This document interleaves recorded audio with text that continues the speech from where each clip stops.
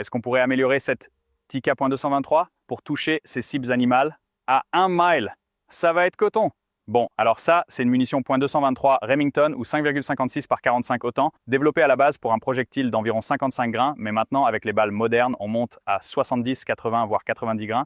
Du coup, les munitions qu'on utilise aujourd'hui, ce sont des Federal Gold Medal Match. C'est chargé avec une Berger de 73 grains et c'est vraiment de la très bonne munition de match en .223 de haute qualité avec un coefficient balistique G7 de 0,178. Ça va clairement nous compliquer la tâche, ça va nous rendre la journée un peu plus difficile. On va avoir beaucoup plus de flèches, on va avoir beaucoup plus de traînées sur ces petites balles et elles vont se faire trimballer par le vent parce qu'elles ne font que 73 grains. Bon, alors l'arme qu'on utilise aujourd'hui, c'est une Tikka.223 d'usine pour gaucher. C'est le modèle Varmint, donc on a un canon d'usine un peu plus lourd que le standard, pas fileté, pas de frein de bouche sur celle-là. Les Tikka sont vraiment cool, le boîtier T3, j'en ai eu quelques-uns au fil des ans. Des boîtiers vraiment bien conçus, très bien construits et c'est en fait une conception super intelligente. En gros, ce qu'ils font, c'est qu'ils fabriquent une seule longueur de boîtier standard et ensuite ils peuvent passer d'un .223 ou d'un .204 Ruger jusqu'à genre 1.338 Win Mag sur le même boîtier. Donc tous les boîtiers Tikka ont en fait la même longueur, il suffit de remplacer quelques pièces pour les différents calibres et puis le canon évidemment est changé selon le calibre. Donc je pense que ça va être une base solide pour commencer aujourd'hui et ça va nous aider à repousser cette limite le plus loin possible. Alors la première chose dont on a besoin pour faire un bon tir à longue distance, c'est une optique de haute qualité. Donc aujourd'hui on utilise cette Vortex Razor Gen 3. L'une des choses qu'on recherche vraiment, c'est une grande plage de réglage interne qui soit très précise. On veut s'assurer que chacun de ces clics correspond bien à un clic exact. Ça fait 1 milliradien dans ce cas-ci. Avec une optique de haute qualité, on va pouvoir voir où les tirs touchent et où ils ratent. On a un très bon réglage de parallaxe et aussi beaucoup de réticules utilisables là-dedans. Donc j'ai un bon pressentiment aujourd'hui. On va pousser le réglage de cette lunette au maximum et on va utiliser le réticule pour contreviser afin d'atteindre ce dernier tir. Une autre chose qu'on remplace aujourd'hui, c'est le rail de la lunette sur cette carabine. Et la raison pour laquelle on fait ça, c'est pour maximiser la plage de réglage de notre lunette au mieux. Alors, ça varie d'une lunette à l'autre pour ce qui est de la marge qu'on peut en tirer avant d'arriver en butée. Et ce qu'on essaie de faire, c'est d'incliner la lunette vers le haut pour pouvoir cliquer le plus loin possible, ce qui revient à inverser cette pente et à nous permettre de viser plus haut. On a donc choisi un rail de lunettes de 40 MOA, on fait aussi un rail de 50 MOA. Le caméraman m'a dit qu'on tirerait à 1400 yards aujourd'hui, c'est pour ça que j'ai pris ce rail de 40 MOA. Cependant, je viens de regarder là-haut sur la colline et on pourrait peut-être atteindre 1 mile aujourd'hui, donc ça ne suffira probablement pas entre la lunette et ce rail, mais on va essayer. Bon, maintenant qu'on a monté la lunette et le rail, la prochaine chose qu'on va améliorer, c'est la crosse. Et donc aujourd'hui, on passe sur un tout nouveau. C'est un châssis carbone Tikka MDT pour gaucher. C'est un châssis avec un bedding en V en magnésium. Donc contrairement aux crosses d'usine sans bedding ou avec un bedding sur pilier, on passe sur un vrai bloc en V en métal et dans ce cas-ci en magnésium au centre de ce châssis en carbone. On a donc une structure entièrement en fibre de carbone remplie de mousse sur ces modèles, bloc en V en magnésium. On a un pontet en métal sur ces modèles, compatible AICS, ce qui nous permet de changer de chargeur. On a un appui-joue réglable ici, que je peux monter et descendre au besoin. Et j'ai aussi une longueur de crosse réglable que je peux modifier si nécessaire. C'est une crosse monobloc, très similaire à celle d'usine, d'un bout à l'autre. Mais la rigidité qu'on obtient avec cette fibre de carbone et la fermeté qu'on va pouvoir en tirer vont vraiment aider à améliorer notre précision. Associé au bloc de bedding en magnésium à l'intérieur, ça signifie que le boîtier n'a absolument aucun jeu. Donc une fois que c'est vissé et serré au couple, ce sera aussi précis que de tirer avec n'importe lequel de nos châssis MDT. On va aussi utiliser un chargeur polymère de 10 coups en .223 aujourd'hui et ça va nous donner beaucoup plus de capacité que notre chargeur Tikka standard de 5 coups. Il est un peu plus haut, mais ça n'a pas vraiment d'importance pour ce qu'on fait aujourd'hui et ça va nous permettre d'envoyer plus de balles vers la cible. On va aussi ajouter un bipied MDT Skypod. C'est un Skypod génération 3 à double déploiement avec des patins en caoutchouc et la tête standard à levier de serrage rapide AP. On va installer le modèle à double déploiement ici parce que ce sera un très bon compromis aujourd'hui entre la rigidité et la hauteur dont on aura besoin.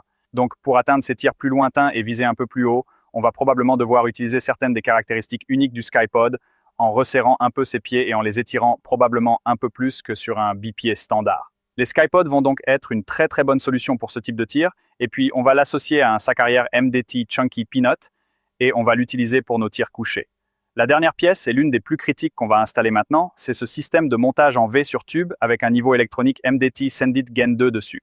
Je vais donc monter ça sur le dessus du tube ou sur le côté du tube, en fait, c'est probablement là qu'on va le mettre et ça va nous permettre d'avoir un niveau bien visible quand on tire. C'est vraiment très critique quand on commence à tirer à de longues distances. Si je penche d'un demi-degré ou d'1 degré, je vais probablement rater de plusieurs pieds à cause du vent. Donc ce sera super important de s'assurer que je suis parfaitement de niveau sur chaque tir qu'on fait. Donc avoir ça visible pour mon œil non dominant, ça va être vraiment crucial. Bon, maintenant qu'on a configuré la carabine et que tout est serré et réglé, la première chose qu'on va faire, c'est un bon zérotage et une bonne mesure de vitesse. On va donc aller à 100 yards, tirer sur cible papier et voir à quelle vitesse ça sort. On s'attend à une journée un peu délicate. Les chiffres actuels montrent un écart extrême de 62 avec des munitions d'usine et un écart type de 23, ce qui est un peu prévisible. Tout ça en pieds par seconde. On tire à 2865, 2866, ce qui est bien. Je veux dire, les vitesses sont bonnes, mais avec cet écart extrême, ce que ça signifie, c'est que plus on s'éloigne, plus notre groupement va s'étirer en hauteur. Il va commencer à devenir de plus en plus haut. Donc quand on va commencer à tirer sur ces cibles animales relativement fines, à plus de 1000 yards, cet écart extrême va nous mener la vie dure toute la journée. Je ne cherche pas d'excuses, mais je dis juste, j'explique que si on a un tir raté trop haut sans raison, puis un autre trop bas, on joue un peu avec la chance ici. Donc on verra ce que ça donne. Je ne vais pas trop corriger la hauteur à cause de ça. Ok, on va se déplacer maintenant. On va tirer sur une cible là-haut sur la colline. Elle est à 750, donc là on pousse un peu les limites du point 223, mais ça reste dans sa portée raisonnable. À 750, maintenant, le plus difficile va être de voir où je touche et où je rate, parce qu'on commence à perdre beaucoup d'énergie cinétique là-bas, et ces petites 73 grains ne sont pas les plus grosses balles. Donc quand elle touche la terre, et celle-ci a une assez bonne butte de tir derrière, on ne voit quand même pas très bien. La première chose que je vais faire, c'est régler notre lunette. On est à 5,8, ce qu'on vient d'obtenir avec les jumelles, corrigé, donc on va voir ce que ça donne. On va régler notre parallaxe à peu près là où il faut. Je vais commencer avec 6 à 8 dixièmes de vent là-haut. Ça ne souffle pas très fort aujourd'hui, ce qui est plutôt agréable, mais c'est suffisant pour nous sortir de la plaque. Et on va absolument avoir besoin de correction en hauteur.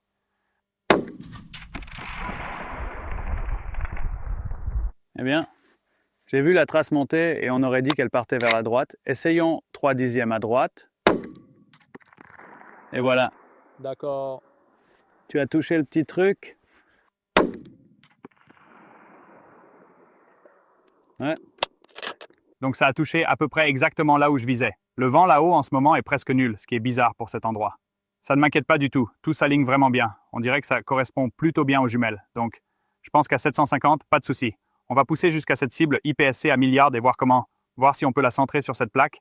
Et ensuite on reculera. Très bien, donc on a une cible IPSC, une IPSC taille réelle là-bas, installée à côté des cibles d'animaux qu'on va tirer à la distance finale. Elle est fraîchement peinte, elle a une tête orange. Elle est à 978. Donc on vient de la télémétrer, on a jeté un œil. La zone transonique du 223 se situe entre environ 1000, enfin pour cette arme avec ses munitions de 223, c'est d'environ 1000 à 1100. Donc on commence à approcher de la zone transonique de ces balles maintenant. Ce qui est le moment où les choses commencent à devenir un peu bizarres pour les projectiles et ils commencent à avoir une déstabilisation étrange. Donc on commence à approcher des limites. Ce tir à 750 n'était franchement pas trop mal, même avec un angle un peu élevé. Mais maintenant, quand on arrive dans cette zone des 1000, 1100, les choses vont commencer à devenir un peu bizarres. Ok ? On monte de 10,1.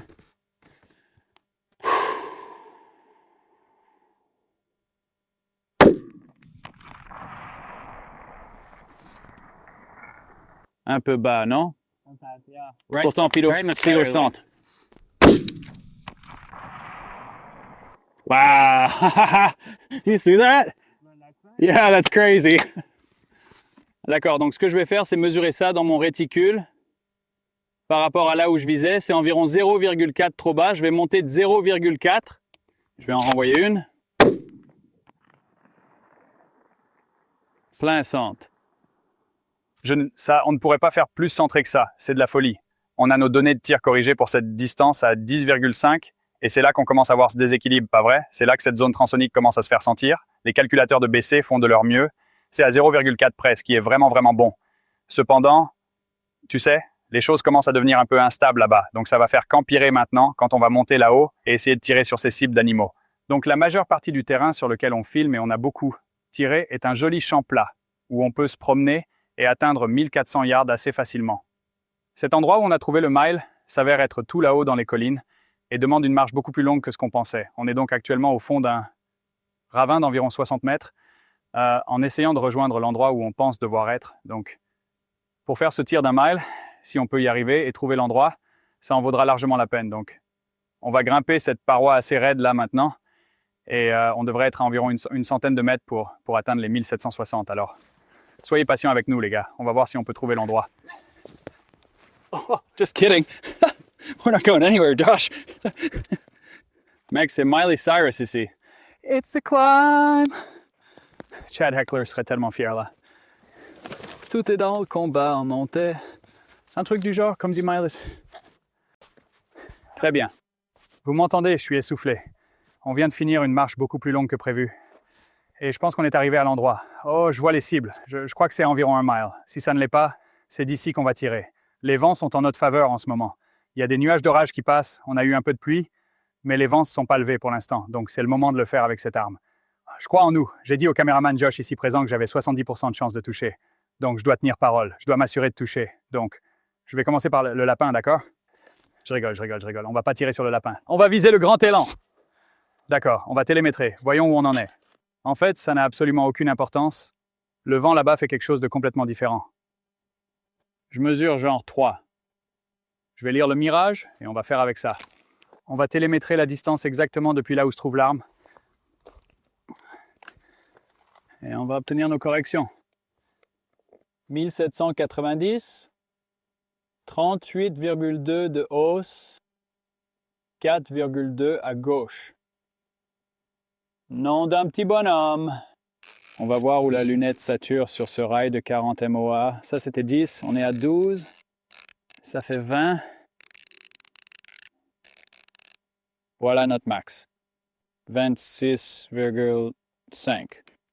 Pour faire simple, on va dire 26. Je vais vous montrer dans la caméra de visée là maintenant. Mon réticule principal est sur l'élan et ensuite je vais monter. Ces souches, je les mesure pile à 3000. Donc ce que ça signifie, c'est que mon repère de 10 000 pour obtenir 13 000 doit se trouver au niveau de ces souches. Désolé, une mouche sur ma tête. Voilà, donc ce repère de 10 000 doit être sur les souches. Ça veut dire que je suis là-haut à 13. Il me reste environ 3000 réglés dans la lunette. Et je vais placer le centre de mon axe vertical sur l'élan. Encore une mouche sur ma tête. OK. Observateur prêt? OK, notre voyant est au vert. Très bien, voyons où va cette première balle. Repère de 10 000 là-bas, vérifie le voyant vert. Très bien. Impact au premier coup peut-être?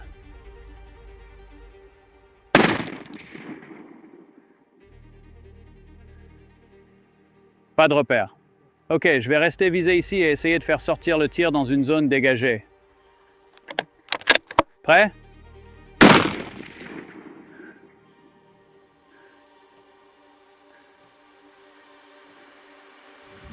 Pas de repère. Donnons-lui un peu plus de hausse.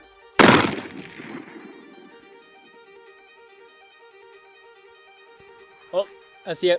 Here it is. You are 1.5 mooses to the right and like 6 mooses. You're like Carrément faux. 2 mils high. Ok.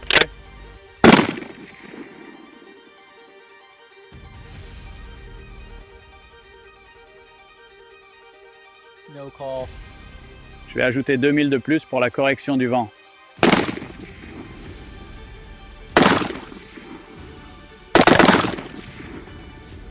Rien du tout. Non. Tu connais temps de vol? Tu as les jumelles? 4.3 seconds. Temps de vol? Yeah. Oh, bordel de merde. D'accord, donc on vient de tirer 19 balles autour de l'élan et on a vu un seul de ces tirs. Et c'était carrément trop haut et à droite et j'ai essayé de corriger à partir de là. Impossible de voir quoi. Donc ce qu'on va faire maintenant, c'est qu'on va flotter, redescendre à environ 1580. J'ai trouvé un bon point de visée. C'était un rocher et l'herbe à moitié sèche avec genre de la terre autour. Donc j'espère que ça va soulever un peu de poussière si on arrive à le voir. Et ça nous aidera à revenir au mile. C'est un peu genre la frustration du tir à très longue distance. Après, c'est vrai qu'on fait aussi ça avec des munitions d'usine et on fait ça avec une arme qui a un écart explosien. Et c'est un 223. Vous voyez, on a un peu accumulé les difficultés contre nous. Cependant, c'est un peu le tir à très longue distance en résumé à mon avis, où il y a beaucoup de suppositions et de vérifications. L'autre chose que je viens de réaliser, c'est que si on touche cette cible d'élan, on ne le saura pas. Il y a tellement peu d'énergie là-bas qu'on l'a peut-être déjà touché et on n'en sait rien. Might have saw something on the grass just above its nose. Maybe a half a target left. Une demi-cible à gauche. Might have saw like a speck move. D'accord, on réessaie.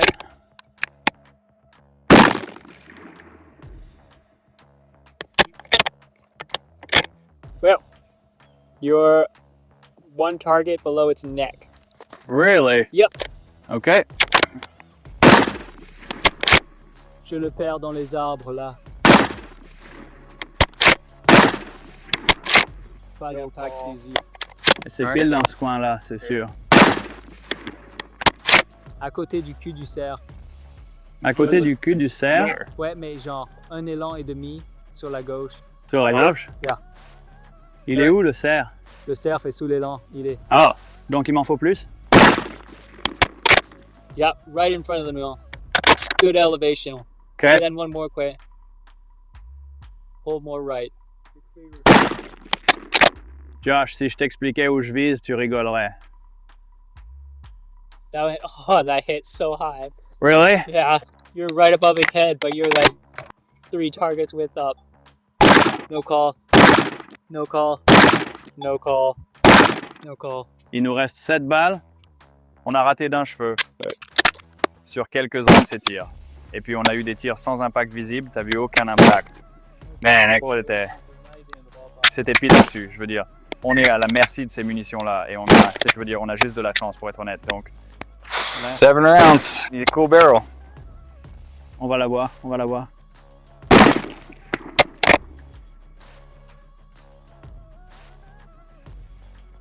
Il en reste une? Yeah.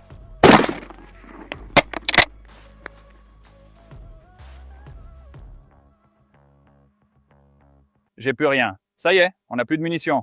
Ça craint. On a fini ici en tirant 60 balles, sans toucher. On est redescendu au pick-up un peu dépité. On a trouvé 50 balles de plus.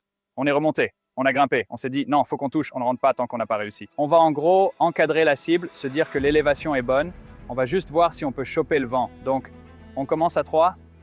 On ajoute un, on ajoute un, on ajoute un. Tu sais, peut-être que ça pousse carrément là-bas. Peut-être que c'est une correction de vent de 8 millièmes. On n'en sait rien. Donc, on ne touche pas à l'élévation, juste à la dérive.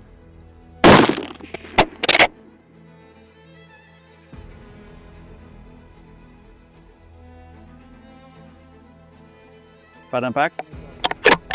Ok, on va ajouter environ 1 millième. Nope. Je vais en rajouter encore.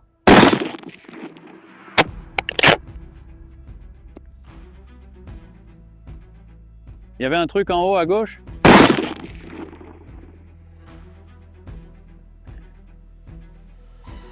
No. Ok, je vais en rajouter encore un peu. No. Rien. On revient à 3. On descend à 2.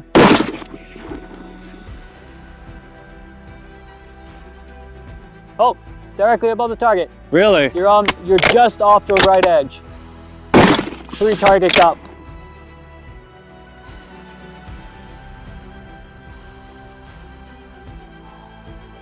No call.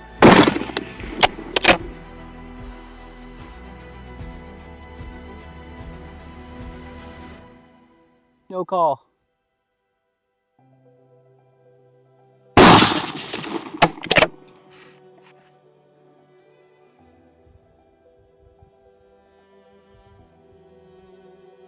No call. Le canon commence à chauffer. Tu penses que l'un d'eux aurait pu toucher? Tu veux qu'on envoie le drone là-bas? Ouais, peut-être juste faire un aller-retour là-bas. Ok. De toute façon, le canon doit refroidir. Okay, let me see. Let's see. Yo, did we actually hit it? Oh my goodness! Dead center. Yo, let's go! Pas possible! C'est le plus minuscule des petits impacts, mec! Si c'était un élan, il serait mort. Enfin non, ça aurait ricoché, mais... Oh my goodness! Alors ça, c'était clairement l'un des tirs les plus difficiles que j'ai jamais eu à faire, ou essayer de faire. Bon, après, je veux dire, vous savez, c'était de la précision par le volume. C'était de la chance pour toucher la cible, d'accord? Il y a absolument un peu de technique là-dedans. C'est juste dingue. C'est au-delà des capacités de cette carabine, de ce calibre. On est tellement loin dans la zone subsonique et il reste 100 foot-pounds d'énergie. Et pour être honnête, le plus dur là-dedans, c'est que on ne peut pas voir l'impact de la balle. Vous voyez, c'est pas un calibre pour le très longue distance. Mais hey, c'était cool. Je suis tellement ravi qu'on l'ait fait. Je suis tellement ravi qu'on ait réussi. Et je pense que ça prouve que, vous savez, on peut améliorer son 223, on peut prendre sa Tikka d'origine, on peut en faire une carabine de précision, mais il faut connaître ses limites, d'accord? Savoir jusqu'où on peut vraiment aller avec. Elle va sembler être l'arme la plus légère du monde en descendant de la montagne maintenant.